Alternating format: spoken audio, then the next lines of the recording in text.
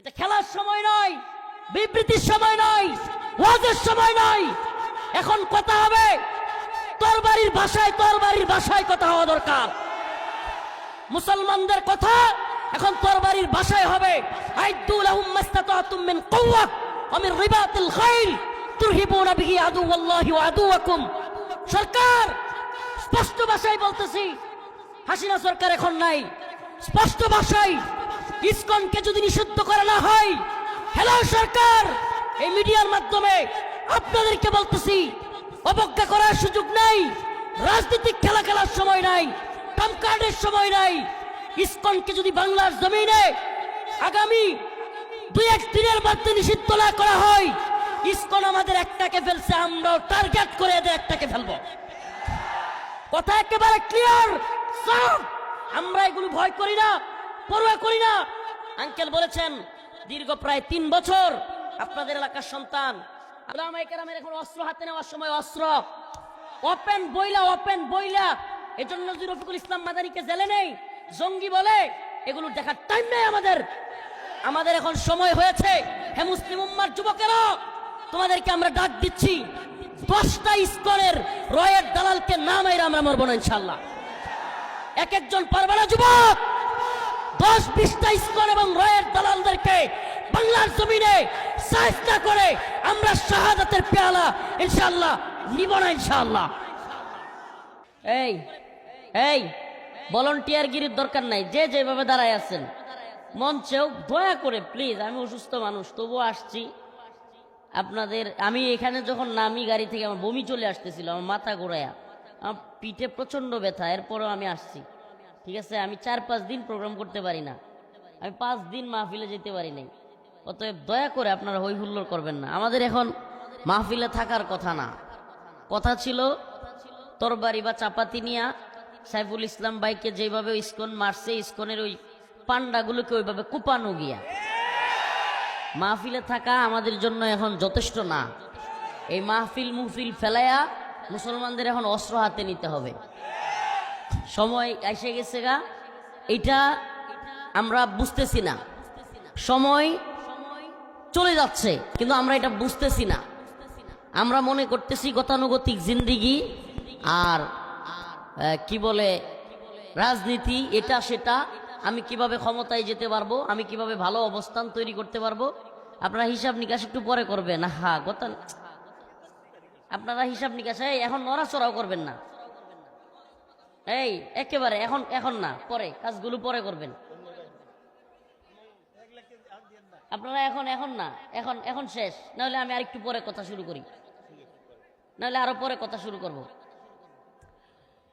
এখন আমাদের মুসলিম উম্মার যেই কাজটা সবচেয়ে জরুরি, সেটা হলো ইসকন এবং হিন্দুত্ববাদ কি সেটা বুঝা এবং সেই অনুযায়ী নিজেদেরকে প্রতিরক্ষা ব্যবস্থা তৈরি করা।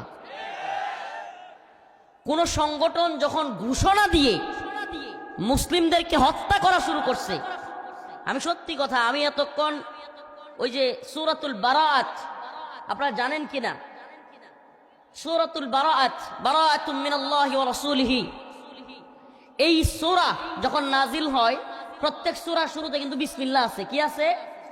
কোরআনের প্রত্যেক সূরার শুরুতে কি আছে? বিসমিল্লাহ আছে। কিন্তু সূরাতুল বারাআতের শুরুতে বিসমিল্লাহ নাই।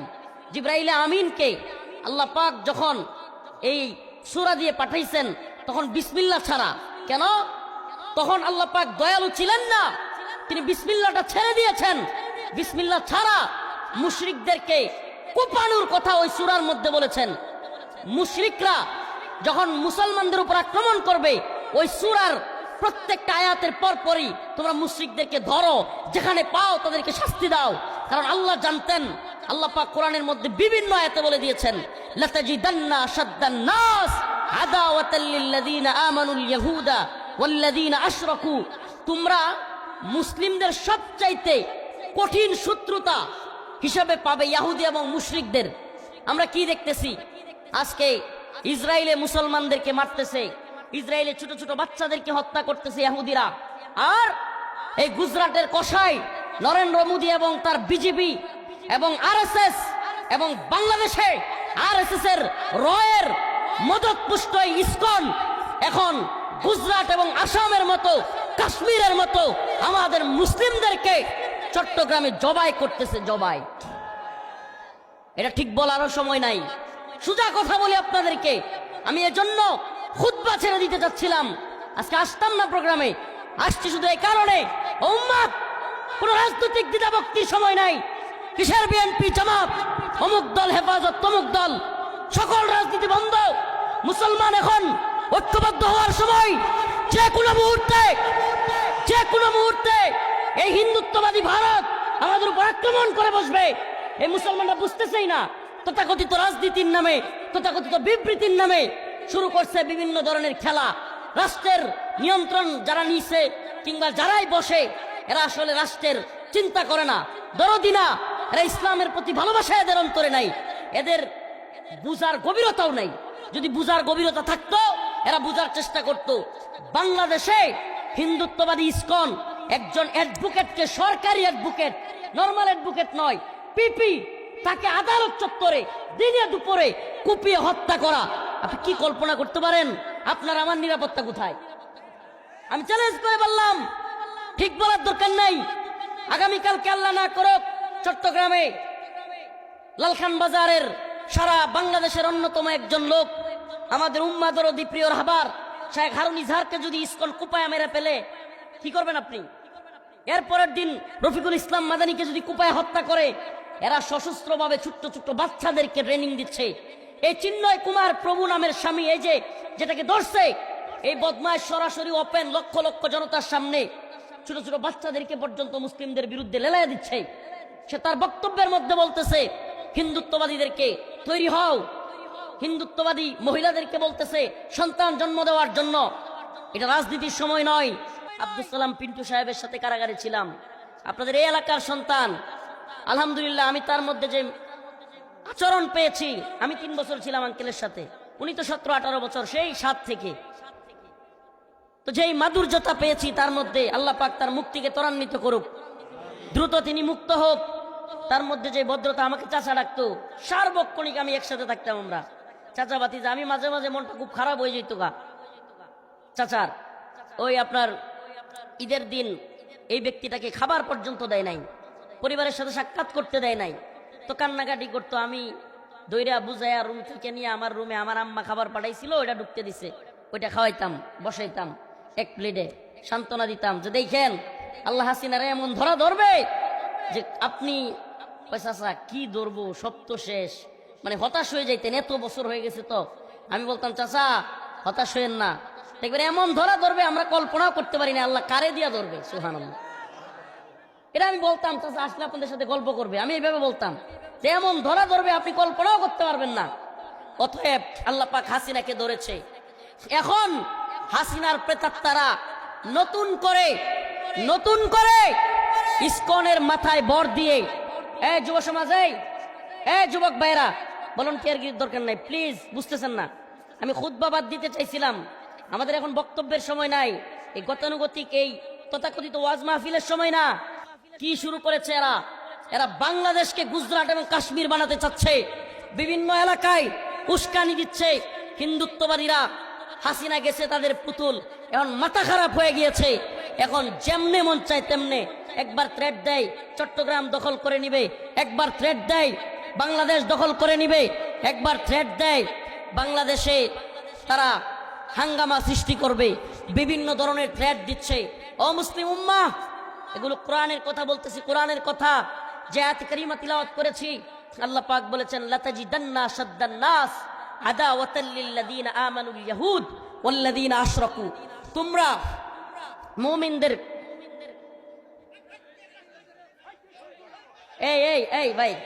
এই ভাই শুনেন আমার কথা, শুনেন। আপনারা একজন আরেকজনকে কিছু বলবেন না। আমি বলছি ভলান্টিয়ারগিরির দরকার নাই, তারপরও মাতবুরি করতেছেন কেন?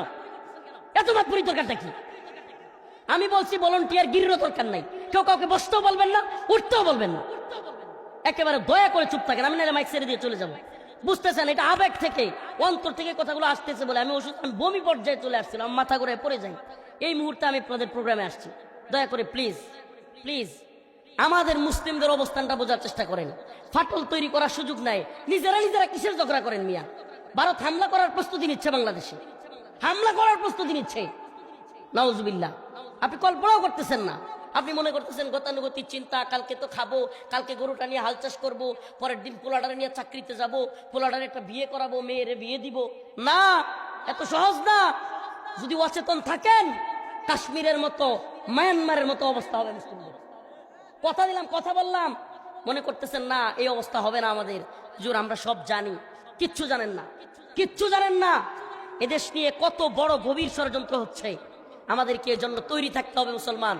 আল্লাহর জন্য, দ্বীনের জন্য, শাহাদাতের পেয়ালা পানের জন্য তৈরি থাকতে হবে। রাজি আছেন ইনশাআল্লাহ? কিসের জন্য? কিসের জন্য? শহীদ কারা? আজকের ওয়াজ হবে সব এগুলো। শহীদ কারা? সুবহানাল্লাহ। এইভাবে মরলে হাদিসের মধ্যে আসছে সাকরাতুল মাউত, কি কষ্টের, এমন কষ্টের যে একটা ছাগল আছে না, ছাগলকে দইরা জীবন্ত অবস্থায় টাইনা ছিঁড়ে ফেললে যেমন কষ্ট হয়, সাকরাতুল মাউত তার চেয়েও কষ্টকর। অথচ শহীদ যে হবে তার মৃত্যু একটা পিঁপড়া কামড় দিলে যেমন কষ্ট, তার চাইতেও কম কষ্ট। সুবহানাল্লাহ কয় না? তাহলে আমাদের ভাই সাইফুল ইসলাম আলিফ, সে কি হয়েছে? শহীদ হয়েছে। আমার ভাই সাইফুল ইসলাম আলিফকে যারা শহীদ করেছে, এই সমস্ত গুন্ডা পান্ডাদেরকে চিহ্নিত করে অনতিবিলম্বে গ্রেফতার করতে হবে। শুধু গ্রেফতার নয়, ইসকনকে বাংলাদেশ থেকে নিষিদ্ধ করতে হবে। ইসকনকে নিষিদ্ধ না করা হলে, কথা দিচ্ছি, আল্লাহ মাফ করুক, আমরা হাসিনার আচরণটাই এই সরকারের সাথে করব। আর হাসিনার আচরণটা যদি এরাও আমাদের সাথে করতে চায়, পারলে করুক, কিছুই যায় আসে না। কিন্তু ইসকনকে বাংলাদেশ থেকে নিষিদ্ধ করতে হবে। ইসকনকে দিয়ে বাংলাদেশকে ভারত নৈরাজ্য সৃষ্টি করতে যাচ্ছে। মুসলমান ইমানদার নামাজের বয়ান, হজের বয়ান, জাকাতের বয়ান শোনার জন্য কিছু মানুষ বলবে হুজুররা ওয়াজ মাহফিলে এসে রাজনীতি শুরু করে। মিয়া, নামাজের বয়ান, হজের বয়ান আর জাকাতের বয়ান, দিন ইমানের ফরজগুলো জানবার চেষ্টা করেন।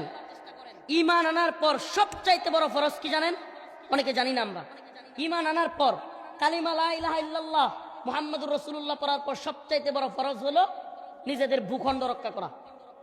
কি কি কি? মুসলমানদের ভূখণ্ড রক্ষা করা, মুসলিমদের ভূমি রক্ষা করা ইমান আনার পরে সবচাইতে বড় ফরজ। এটা কিভাবে বলবেন বড় ফরজ? কিসের উত্তম? রাসূল সাল্লাল্লাহু আলাইহি ওয়াসাল্লাম 4 ওয়াক্ত নামাজ ছেড়ে দিয়েছে। কিসের জন্য? 4 ওয়াক্ত ফরজ নামাজ ছেড়ে দিয়েছে। উলামায়ে কেরাম এখানে আছেন, যুদ্ধের জন্য ফরজ নামাজ ত্যাগ করেছেন তিনি। উত্তম নয়, সবচাইতে বড় ফরজ ইমানের পরে, ইমান আনার পরে সবচাইতে গুরুত্বপূর্ণ ফরজ কোনটা? হ্যাঁ হ্যাঁ, আপনার বাড়িতেও মুসলিমরা হামলা করছে, আপনি কি ফরজ নামাজ পড়বেন নাকি হামলা থেকে আগে বাঁচাবেন? একটু ভালোভাবে বুঝেন। উত্তম নয় ফরজ মুসলমানদের জন্য ভূখণ্ড রক্ষা করা। আপনারা কি দেখেন না নিউজ? আজকে ভারতের মিডিয়া উস্কানি দিচ্ছে চট্টগ্রাম দখল করে নিবে, মামুর বাড়ির আবদার, মামুর বাড়ির আবদার এগুলো শুরু করেছে। এই সমস্ত বিষয়গুলো থেকে এবড়ো থেবড়ো হবে কথা, এত গুছালুকনো আলোচনা হবে না, গতানুগতিক ওয়াজ হবে না। বলছি ওয়াজের সময় এটা না, বলছি ওয়াজের সময় এটা না। আমাদের মন ঠিক নাই, আমাদের মনের ভিতরে আগুন জ্বলতেছে, আগুন। এখন ওয়াজ না, যদি কুপাইতে পারতাম ঠিক মতো ওই পাঞ্জাগুলো রে, তাইলে অন্তরটা কিছুটা হইলো ঠান্ডা হইতো। যদি আমার ভাই আলিফ, সাইফুল ইসলাম আলিফকে যারা এইভাবে কুপাইছে, ভিডিওটা দেখেন নাই? দইরা নিয়া, চাপাতি দিয়া, রামদা দিয়া, দিব্যি জনসম্মুখে কুপায়া বাংলাদেশে আদালত চত্বরে একজন রাষ্ট্রীয় পিপিকে কুপায়া হত্যা করা, যে কিনা আপনারা শুনলে অবাক হবেন, যার কাজই ছিল অমুসলিমদের ওকালতি করা। কাদের? Target killing. টার্গেট কিলিং মানে যারা হিন্দু থেকে মুসলমান হয় তাদেরকে ধর্ম স্থানান্তর করার জন্য সে কাজ করত। তার মানে কি? টার্গেট কিলিং করছে। এমনকি ওদের ফেসবুক পোস্টগুলো থেকে এগুলোই জানা যাচ্ছে।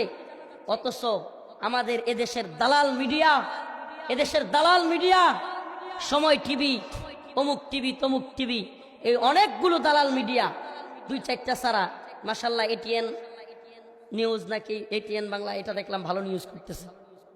এছাড়া দালাল মিডিয়াগুলো নিউজ কভার করতেছে যে হিন্দু মনে করে হামলা করেছিল দুর্বৃত্তরা, মারা গেছে মুসলমান। কল্পনা করতে পারেন? টার্গেট কিলিংটাকে অন্যদিকে ডাইভার্ট করার জন্য চেষ্টা করতেছে এই দালাল মিডিয়া, এই ভারতের দালাল এখনো রয়ের দালালরা এই মিডিয়াগুলোতে রয়ে গেছে। আমাদের ওয়াজ যদি কোনো নেতার কোনো রাজনৈতিক লোকের ভালো না লাগলে না লাগুক, দাওয়াত দিয়ে না আমাদেরকে। তো আমাদের কথা একবার সুস্পষ্ট, এদেশের মানুষ, এদেশের জাতিকে ঐক্যবদ্ধ করা, হিন্দুত্ববাদীদের বিরুদ্ধে, ইসকনের বিরুদ্ধে, রয়ের বিরুদ্ধে, এটা আমাদের দায়িত্ব। এজন্য যদি আমাদেরকে, ইসকন আমাদেরকে মেরে ফেলে, আমরা শহীদ হয়ে যাব, আল্লাহর কাছে চলে যাব, কিন্তু এই জাতিকে আমরা ঐক্যবদ্ধ করে যাব ইনশাআল্লাহ। একজন সাইফুল ইসলাম আলিফ চলে গিয়েছে, কিন্তু আজকে গোটা জাতি এই বিষয়ে ঐক্যবদ্ধ হয়েছে। সাইফুল ইসলাম আলিফের খুনিদের বিচার করতেই হবে, ইসকনকে নিষিদ্ধ করতেই হবে। আপনারাও কি এই ব্যাপারে একমত? আপনারাও কি এই ব্যাপারে একমত? কারা কারা একমত হাত তুলে দেখান।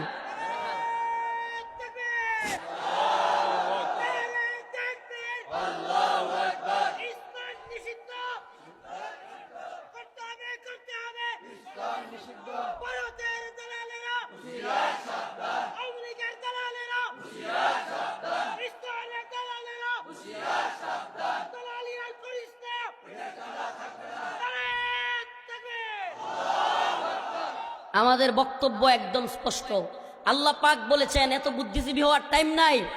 আপনি বড় বক্তা, বড় মুফতি, বড় উপদেষ্টা, বড় শায়েখ হইতে পারেন, কিন্তু আল্লাহর কথার চাইতে আপনার কথা সঠিক হবে না। কথা সঠিক হবে কারটা? আল্লাহ বলেছেন, ওয়ালান তারদা আনকাল ইয়াহুদ ওয়ালান নাসারা হাত্তা তাত্তাবিআ মিল্লাতাহুম। ইহুদি, খ্রিস্টান, মুশরিকরা কখনো তোমাদের বন্ধু হবে না। এরা কখনো তোমাদের প্রতি রাজি খুশি হবে না। আল্লাহ বলেছেন, লাতাজিদান্না, আলেমরা এখানে আছেন, লাতাজিদান্না, অবশ্যই অবশ্যই তোমরা পাবে, আশাদ্দান নাস, মানুষদের থেকে, আদাওয়াতাল লিল্লাযিনা আমানু, মুমিনদের শত্রু হিসেবে। পার্ট টু পার্ট বলতেছি,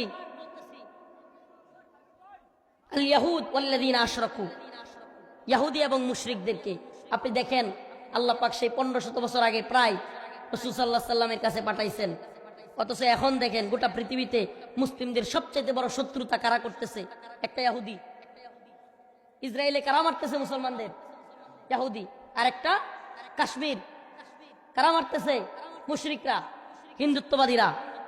তা আমাদের কাছে, আপনাদের কাছে উদাত্ত আহ্বান, হে মুসলিম ভাই, দিন বুঝার চেষ্টা করো, দিন বুঝার চেষ্টা করো।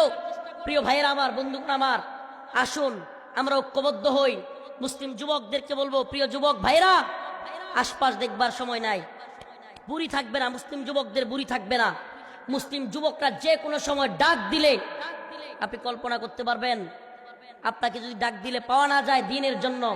গত কয়েকদিন আগে এই ইসকন আমার দেশের সেনাবাহিনীর উপর হামলা করছে, শুনেন নাই? এই ইসকন এদেশের পুলিশ সদস্যদের উপর হামলা করেছে। তাদের একজন নেতা নিহত হওয়ার কথা বলে তাদেরকে আটকাইছে, প্রিজন ভ্যান আটকায়া সেখানে থ্রেট দিছে, আজকের মধ্যে শুনানি করে জামিন দিতে হবে। তো রাষ্ট্রপক্ষের পিপি বিরোধিতা করেছে, তারা গ্রুপ কিলিং করে তারা সিদ্ধান্ত নিয়েছে যে এই পিপিকে আমরা কোর্ট থেকে বেরোতে দিব না।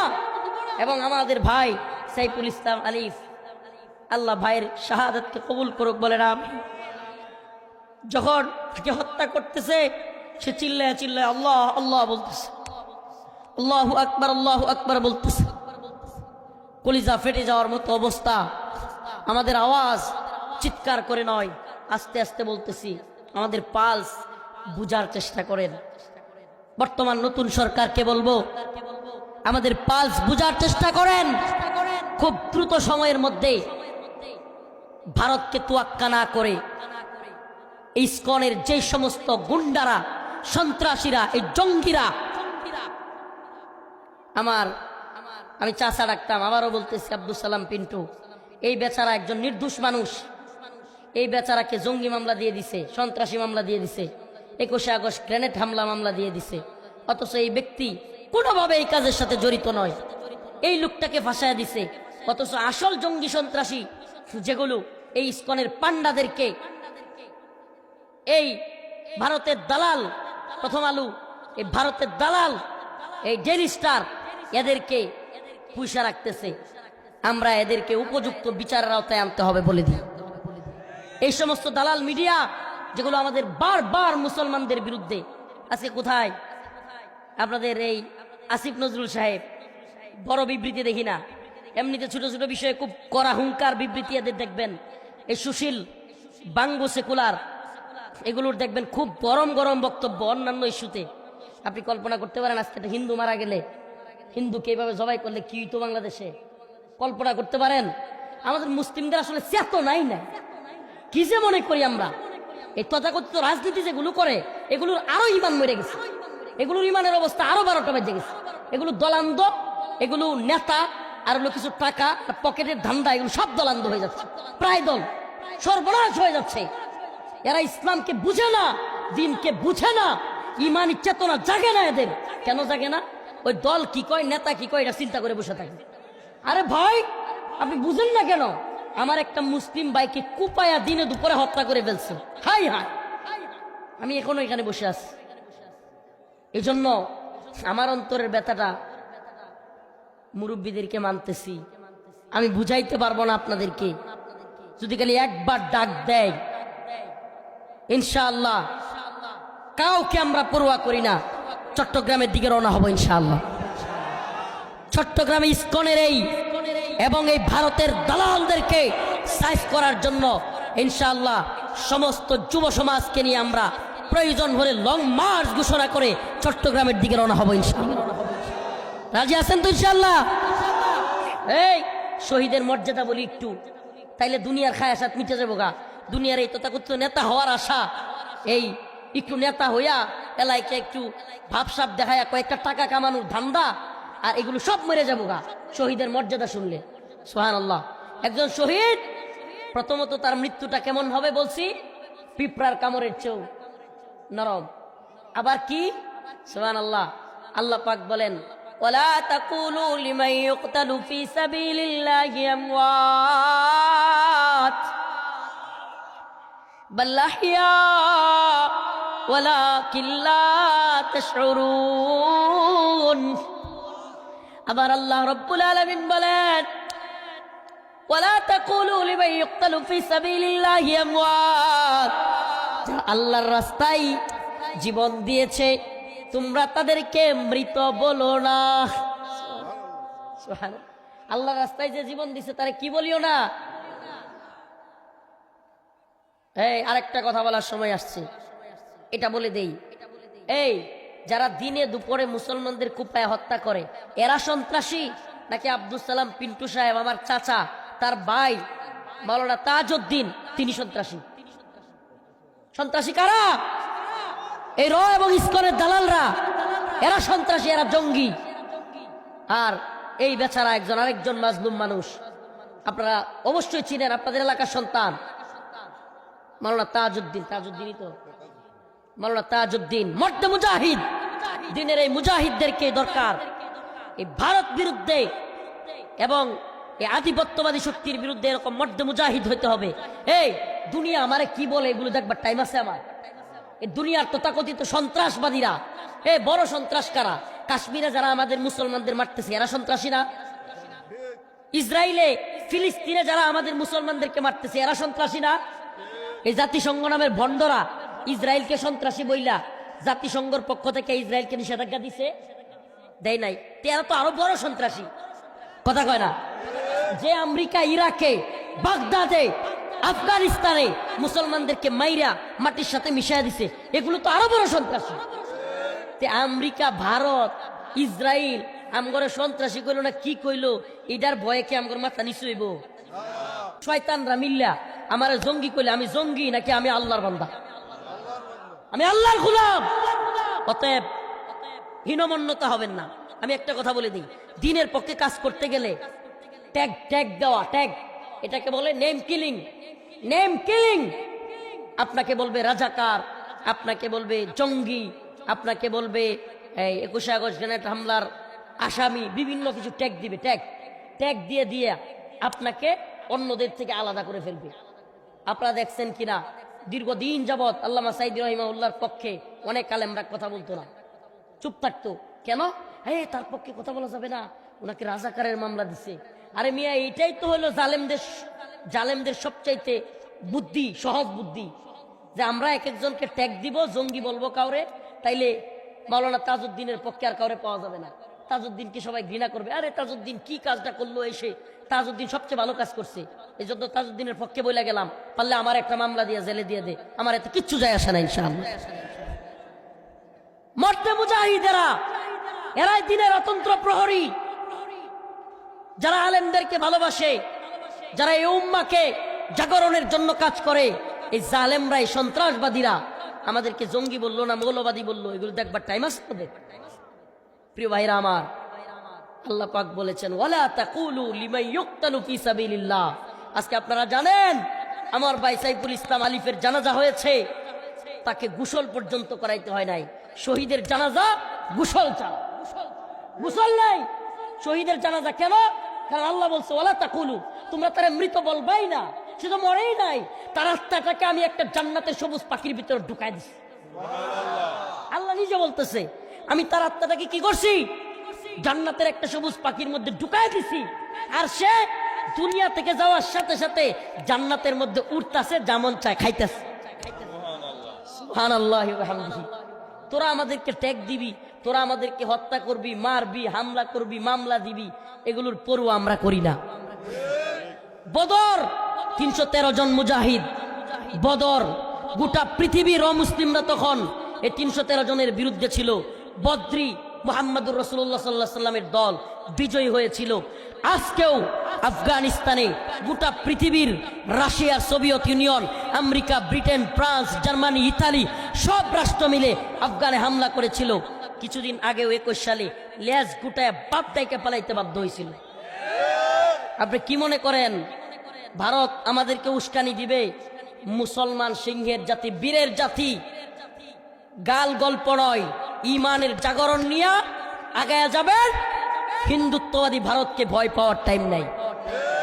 ভারত মুসলিমদের উপর হামলা করবে কোত্থেকে? মণিপুর, ত্রিপুরার বিশৃঙ্খলাই তো মোদি থামাইতে পারে না। মোদি বিশৃঙ্খলাই থামাইতে পারে না। এদেশের হিন্দুত্ববাদীরা, বিশেষ করে ইসকনের দালালরা, সকল হিন্দুরা না, কথাটা বুঝবার চেষ্টা করবেন। ইসকনের দালাল যেগুলো, রয়ের দালাল যেগুলো হাসিনাকে নতুন করে আনার ষড়যন্ত্র লিপ্ত, এগুলো মনে করতেছে মোদি তা করে বাংলাদেশের ক্ষমতা দিব আর তারা বাংলাদেশ শাসন করবে। প্রিয় ভাইরা আমার, বন্ধুগণ আমার, কথাগুলো গভীর মনোযোগ দিয়ে শুনবেন। আমরা শাহাদাতের তামান্না নিয়ে যদি আগাইতে পারি, আল্লাহ রসুল বলেছেন, আমার উম্মত যদি 12,000 হয়, কয় হাজার? সর্বনিম্ন 12,000 হয়, আর আমার উম্মতের এই 12,000 সৈনিকও যদি আল্লাহর উপর ভরসা রাখে, আল্লাহ বলছেন, কাম মিন ফিয়াতিন কালিলাতিন গালাবাত ফিয়াতান কাসীরাতান বিইذনিল্লাহ। এই ছোট্ট দলও কারো বিরুদ্ধে পরাজিত হবে না। সুবহানাল্লাহ। কি দেখছেন আপনারা? কি দেখছেন? 313 জন বদরের সাহাবী নিরস্ত্র, কিছু অস্ত্র নিয়া কতগুলো জালেম কাফেরের বিরুদ্ধে বিজয়ী হয়েছে না হয় নাই?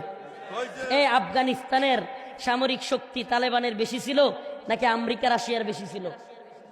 মিসাইল আমেরিকা রাশিয়ার বেশি ছিল নাকি তালেবানদের বেশি ছিল? রাশিয়ার আমেরিকার বেশি ছিল।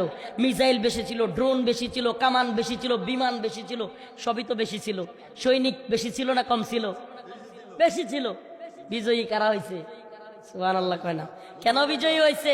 মুসলিমরা। কারণ ইমানের শক্তিতে। কিসের শক্তিতে? ইমানের শক্তিতে। আমরা তোদের ভয় পাই না, এ কথা বলার নামই হলো ইমানের তাকাজা। আমরা তোদের কি করি না? ভয় করি না। আমরা ভয় করি কাকে? আল্লাহকে। মাহফিলে আইসা উস্কানি দেওয়া নয়, মাহফিলে আইসা মুজাহিদ তৈরি করতেছি। মুজাহিদ, এক একটা যুবক আগামী দিনের মর্দে মুজাহিদ হইতে হবে। ওয়াজ শুনলাম, গদবাদা জিন্দিগি পালন করলাম, এই চিন্তা থেকে বেরিয়ে আসতে হবে। এই উম্মার এখন মুজাহিদ দরকার, মুজাহিদ।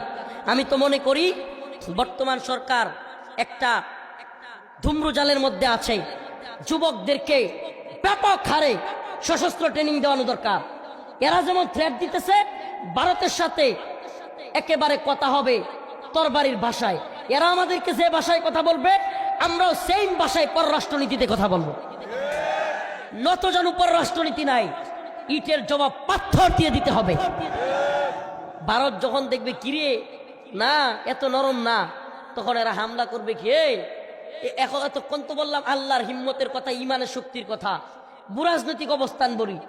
ভারত বাংলাদেশে হামলা করবে, আফগানিস্তানের মোল্লারা পাকিস্তানের ভাইয়েরা বৈশা বৈশা কি ললিপপ খাবে? ভারতকে উড়াইয়া দিবে ইনশাআল্লাহ।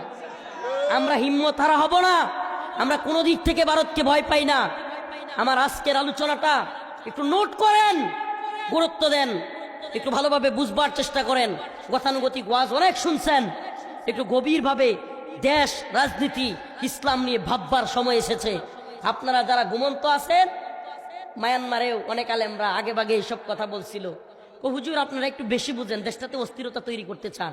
কিছুদিন পর পাশায় বাড়ি খায়া, পিছন দিয়া এত মোটা মোটা রড ঢুকায়া গাছের লগে ঝুলায়া পর্যন্ত মারছে, পুরায় ফেলছে। আর যে সমস্ত আলেমদেরকে ভুল বুঝছে তাদেরকে জালেমরা শহীদ করে দিছে। তো আল্লাহ না করুক, যদি আমাদের দেশে এরকম চান, আমাদেরকে আগে শহীদ করবে, পরে আমনে করে দৌড়া যেগুলো চেয়ারম্যান এখন এসে রোহিঙ্গা ক্যাম্পে ত্রাণের টাকা খায়। মায়ানমারের রাখাইনের চেয়ারম্যান সাহেব কি করে? একটু গুস্তের জন্য, ত্রাণের জন্য সিরিয়ালে দাঁড়ায়। আপনিও যদি মনে করেন আরে হুজুর অস্থিরতা তৈরি করিয়েন না, আমি সামনে নির্বাচন করে একটু নেতা হব, তারপরে নেতা হবে, নেতা হওয়ার সব রাস্তা বন্ধ হয়ে যাচ্ছে। আপনি বুঝতেছেন না। উম্মাকে জাগ্রত করেন, উম্মাকে ঐক্যবদ্ধ করেন, তথাকথিত রাজনৈতিক ট্রাম, ভারত প্রীতি বন্ধ করেন। এই দেশে যে কোনো দল থাকুক, যখনই ক্ষমতায় থাকুক কিংবা আসুক, আমাদের কথা একবারে ক্লিয়ার, ভারত আমাদের বন্ধু নয়, ভারত আমাদের সবচাইতে বড় শত্রু। এই কথাটাকে ক্লিয়ার করে তারপরে আপনাদেরকে এদেশে রাজনৈতিক বক্তব্য দিতে হবে। ভারত কত বড় শত্রু দেখেন। আমাদের দেশ থেকে আমরা আমরুপালি দেই, আমাদের দেশ থেকে আমরা টনকে টন ইলিশ দেই, আমাদের দেশ দিয়ে আমরা ট্রানজিট দেই, বাংলাদেশ দিয়া গ্যাস, এরপরে কি কয় ওই যে আমরা এই রেল কিছুদিন আগে রেল লাইন দিয়ে দিছে, সব দেই। আর আমাদেরকে এরা কাঁটাতারের সীমান্তে আমাদেরকে গুলি করে লাশ উপহার দেয়। কথা সত্য না মিথ্যা? এই যে লাশ উপহার দেয়, তারপরেও ওই ভণ্ডগুলো বলতো স্বামী স্ত্রীর সম্পর্ক, বলতো কি বলতো না? আল্লাহ এই ভণ্ডদের থেকে আমাদেরকে রক্ষা করেছেন, সবাই বলেন আলহামদুলিল্লাহ। আল্লাহ এই ভণ্ডদের থেকে রক্ষা করেছেন। এই ভণ্ডরা সীমান্তে কাঁটাতারে লাশ ফেলে রেখে এদিকে স্বামী স্ত্রীর বন্ধুত্ব, রক্তের সম্পর্ক, এটা সেটার গাল গল্প শোনাইতো। আল্লাহ পাক এই দালালদেরকে তাদের মামুর বাড়িতে পাঠিয়ে দিচ্ছে। আলহামদুলিল্লাহ বলেন। আমি নতুন প্রজন্মের যুবকদেরকে স্বাগত জানাই। আলহামদুলিল্লাহ, এই উম্মার যুবকদের মধ্যে এই জালেমদের বিরুদ্ধে ঐক্যবদ্ধ একটা মুসলিমদের জাগরণী শক্তি তৈরি হচ্ছে। আলহামদুলিল্লাহ, এটি শুকরিয়ার বিষয় যে হিন্দুত্ববাদী ভারতের বিরুদ্ধে আমাদেরকে জাতিকে যেই বিষয়ে ঐক্যবদ্ধ করা দরকার সবচাইতে জরুরি, এটা হলো বর্তমান বাংলাদেশের হিন্দুত্ববাদী থাবা। এটা ভয়াল থাবা, ভারতের থাবা, এই রয়ের ষড়যন্ত্র। সে 1971-এ তথাকথিত স্বাধীনতার নামে দেশটাকে ভারতের দখলে নেওয়ার যে প্ল্যান, সেই সময় তাদের দেশের যে প্রধানমন্ত্রী ছিল গান্ধী, সে ভারতের পার্লামেন্টে দাঁড়ায়া বলছিল 1000 সাল কা বদলা লে লিয়া। বাংলাদেশ পাকিস্তান যুদ্ধ হয়েছে, বাংলাদেশ জিতছে। আমাকে বলেন বিজয়ী হয়েছে তারা, ভারত বিজয়ী, এবং বাংলাদেশের যে পাকিস্তানের সেনাবাহিনী যে অস্ত্র গিয়া সমর্থন করছে, এটাও কাদের কাছে? ভারতের কাছে, ভারতের সেনাবাহিনীর কাছে। এবং তারা সংসদে দাঁড়ায় বলতেছে 1000 সাল কা, এটা একটু না বললে অনেকে বুঝবে না, বদলা লেলিয়া। এটার মানে কি? তৎকালীন প্রধানমন্ত্রী ভারতের সেই কথা বলে কি বুঝাইতে চেয়েছিল? এই কথা বলে বুঝাইছে প্রায় 1000 বছর মুসলমানরা ভারতবর্ষ শাসন করেছিল। কি করেছিল? পাকিস্তান থেকে বাংলাদেশকে আলাদা কইরা ভারতের প্রধানমন্ত্রী কয় 1000 সাল কা বদলা। তার মানে বোঝা গেছে 1000 বছর তারা মুসলমানদের নিয়ন্ত্রণে ছিল, এখন তারা পাকিস্তান থেকে বদলা নিয়ে মুসলমানদের বিরুদ্ধে বদলা নিছে। অথচ আমরা কি মনে করছি আমরা স্বাধীন? মনে কষ্ট নিয়েন না, আমি পাকিস্তানের জুলুমের পক্ষে নই। 1971-এ পাকিস্তান যে জুলুম বাংলাদেশিদের উপর করেছে এটার বিরুদ্ধে, কিন্তু ষড়যন্ত্রটা বুঝতে হবে। ভারত কি বাংলাদেশ স্বাধীন হোক সেটা চাইছিল? এই কথাটা যারা না বুঝে, এই আওয়ামী লীগ নামের গান্ডুগুলো এখনো পর্যন্ত রাজনীতি বুঝে না। এই গান্ডুগুলো পাকিস্তান থেকে বাংলাদেশকে আলাদা করছে ভারত, ভারত বাংলাদেশে বৈশা বৈশা আমাদের মাথায় বৈশা বৈশা কাঁঠাল খাবে। কাঁঠাল খাইছে কি খায় নাই? এখনো পর্যন্ত বাংলাদেশে এমন কোন রাজনৈতিক দল নাই যারা ভারতকে ডিঙ্গায় কথা বলে নাই। কেন তৈরি হয় নাই? কেন ভারতে গিয়ে এখনো পর্যন্ত আমাদের দেশের রাজনৈতিক দলের নেতারা টিকলি দেয় গিয়া জি জি নমো নমো করে? কেন? কারণ সেই 71-এর পর থেকে এখন পর্যন্ত ভারতীয় আধিপত্য বাংলাদেশ থেকে বিতাড়িত হয় নাই। আল্লাহুম্মা আমিন সুম্মা আলহামদুলিল্লাহ। আলহামদুলিল্লাহ, আল্লাহ পাক 2024-এর জাগরণের মধ্য দিয়ে এই হিন্দুত্ববাদী ভারতের আধিপত্যের কিছুটা হলেও টনক মেরে গেছে। আলহামদুলিল্লাহ বলেন। আধিপত্য আরো কমবে ইনশাআল্লাহ।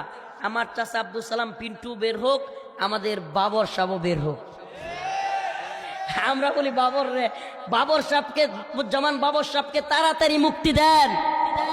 ইসকনরে শায়েস্তা করার জন্য এক লুৎফুজ্জামান বাবরই যথেষ্ট। আমার নেত্রকোনার মানুষ, এই দূরে আইসা বললাম, চাচার ভালোবাসায় অনেকগুলো কথা বললাম, ছোট ছোট মাঝে মাঝে কিছু করলে তো বলতে হয়। চাচা মন্ত্রী হওয়ার সুবাদে আমাদেরকে লকআপ দিয়ে দিত 5টা সাড়ে 5টার দিকে, চাচারা একটু রাত্রেও হাঁটতে দিত 7টার দিকে। হঠাৎ করে একটা আপেল নিয়ে এইভাবে গামছা একটার মধ্যে মোড়াইয়া জেলখানার যে শিখ, ওই যে 14 শিখের ভিতরে দেয়সা ঠাস করে একটা আপেল নিয়ে বলতো, চাচা চাচা আপনি লেগে একটা আপেল নিয়েছি। মাঝে মাঝে আপনার ভাই, মানে এই জন্য আমি এই এলাকায় আসার পর থেকেই এই যে চাচার ভাগিনা এদেরকে খুঁজতেছিলাম। আমি জানতাম গোপালপুর বোয়াপুর এলাকায় ওনার বাড়ি, এবং আমার সাথে তো দীর্ঘ সময় গল্প হইতো, চা খাইতাম একসাথে, খাবার খাইতাম। প্রায় 3 বছর একসাথে থাকলে বুঝে নিত আপনি বাহিরে আপনার ভাইয়ের সাথেও এত সময় পাবেন না কারাগারে আমরা যে সময় পেয়েছি।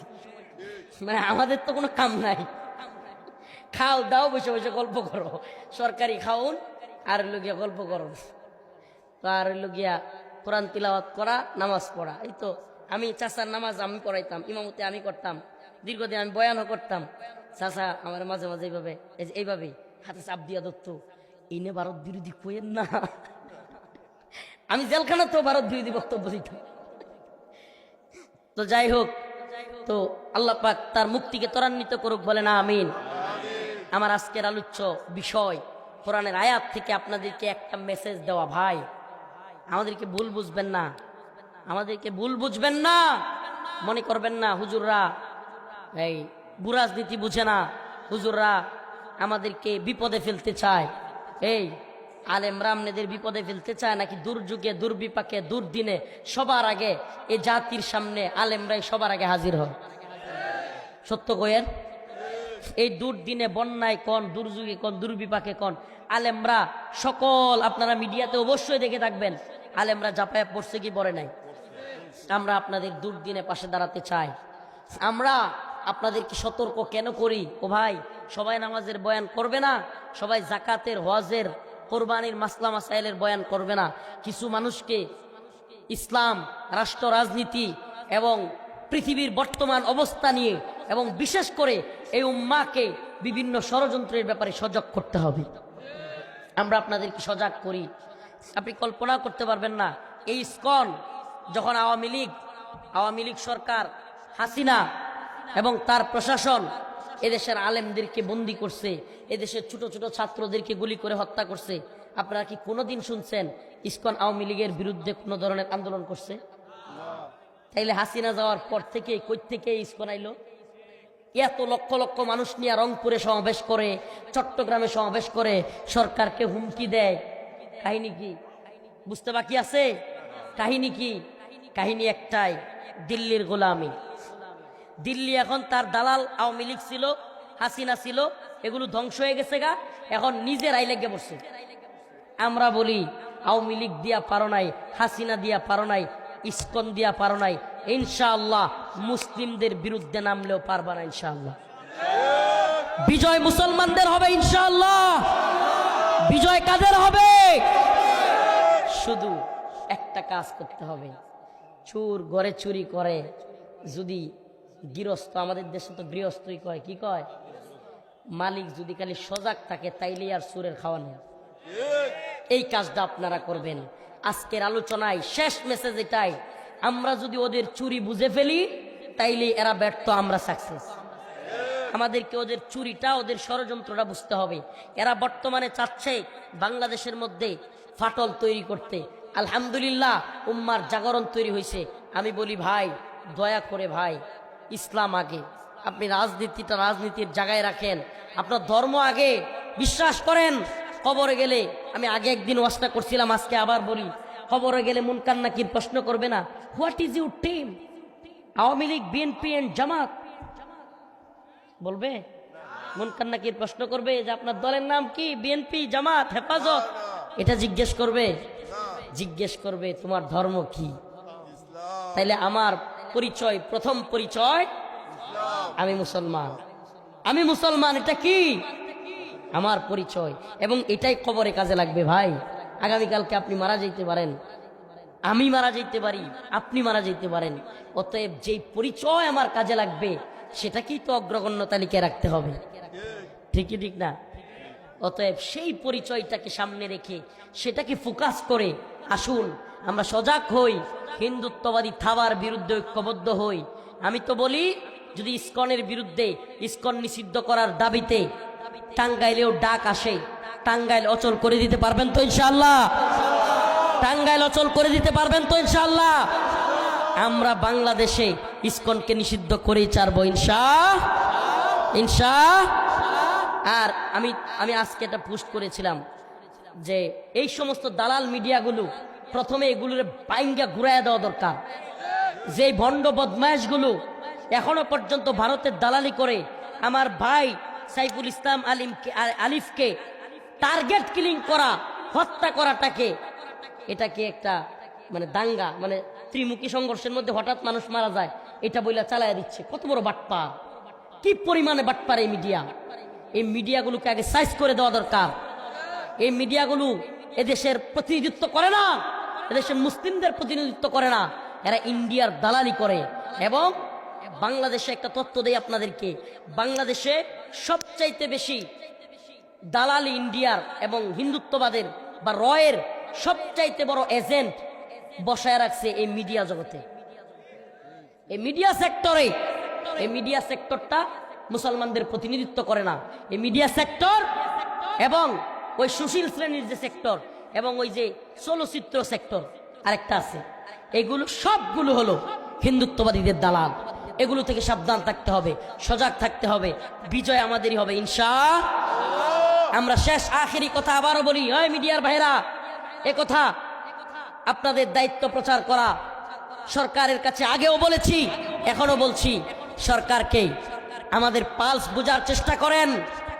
সরকার আমাদের অন্তরের অন্তরাত্মার, আমার ভাই আলিফকে হত্যার কারণে আমাদের ব্যথা বুঝার চেষ্টা করেন, আমাদের গগন বিদারী আওয়াজ শুনবার চেষ্টা করেন।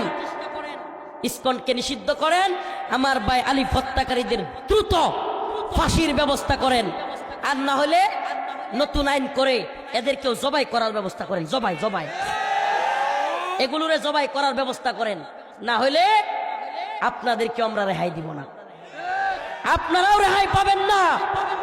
কথা একেবারে ক্লিয়ার, কনসেপ্ট একেবারে ক্লিয়ার থাকতে হবে। কালকে আমি মরবো, পরের দিন আমার ভাই চিল্লাবে, পরের দিন আপনি মরবেন, আপনার ভাই চিল্লাবে, আব্দুল সালাম পিন্টু ভিতরে যাবে, ওনার ভাই চিল্লাবে। এটা হইতে পারে না। সব জালিমরে একসাথে ধরা হবে। হাসিনাও গেছে, হাসিনার পক্ষের দালালরাও যাবে। বাংলাদেশে ভারতের আধিপত্যবাদের কবর রচনা করা হবে ইনশাআল্লাহ, কবর রচনা করা হবে। ভারতের আধিপত্যবাদের কবর রচনার সূচনা আমার ভাই আলিফের হত্যার মাধ্যমে হয়েছে। আল্লাহ পাক আমাদের সবাইকে কবুল করুক, মঞ্জুর করুক। নাসরুম মিনাল্লাহ ওয়া ফাতহুন করিব। একজন ছাত্র পাগড়ি পাবে, সবাই পাগড়ি নিয়ে যাবেন। এবং আবারও বলতেছি, এটা অন্তরের কথা, এটা ঈমানের দাবি, ঈমানের দাবি। দ্বীনের প্রয়োজনে নামতে হলে ময়দানে রাজি আছেন তো ইনশাআল্লাহ? এটা আজকের ওয়াদা। ও যুব সমাজ, তৈরি আছেন তো ইনশাআল্লাহ? আল্লাহ পাক কবুল করুক, বলেন আমিন। মাশাআল্লাহ। সে হাফেজ, মাশাআল্লাহ।